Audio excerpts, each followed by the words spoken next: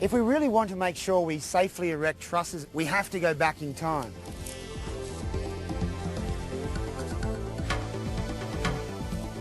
Like most important issues in construction, success ultimately comes down to planning. A critical part of planning is communication. You have to consult properly to construct properly.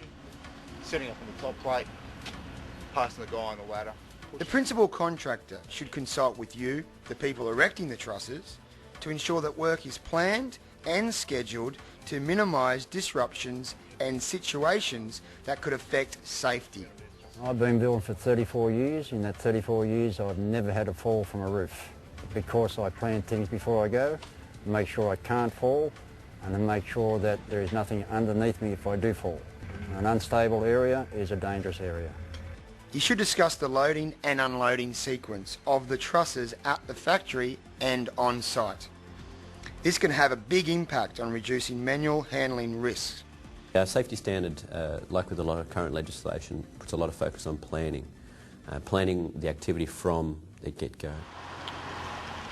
You should discuss the size and type of crane required to lift the trusses, and you should discuss the access and safe positioning of the crane and whether you need a dogger.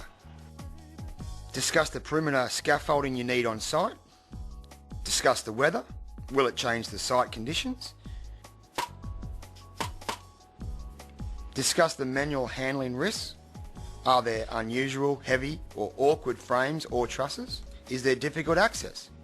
There is risk on all building sites, so you've got to minimise the risk.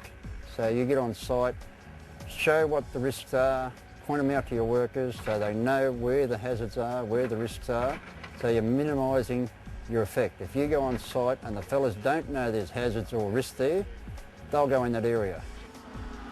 Power will take the airline off and we'll pull the battery out. Do you work from a plan or do you actually go to site for us, or a bit of both? One of the best ways to work safe is to make sure everyone has had the right training. So before starting work, everyone erecting trusses must have done basic training.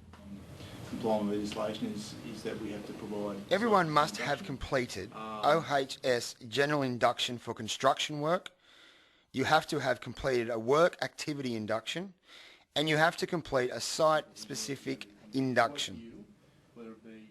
And you have to consult with the people erecting the trusses in preparing the Safe Work Method Statement.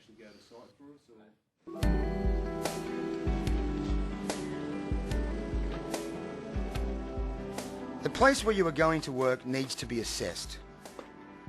Every site is different, so every site assessment will be different. Different hazards and different solutions. The safety standard recommends you assess each work site.